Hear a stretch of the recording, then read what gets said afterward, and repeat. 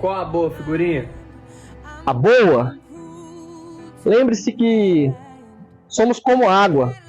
Um dia lágrimas, no outro dia tempestade e depois um infinito oceano. Mergulhe fundo em si mesmo sem medo. Respire e crie coragem.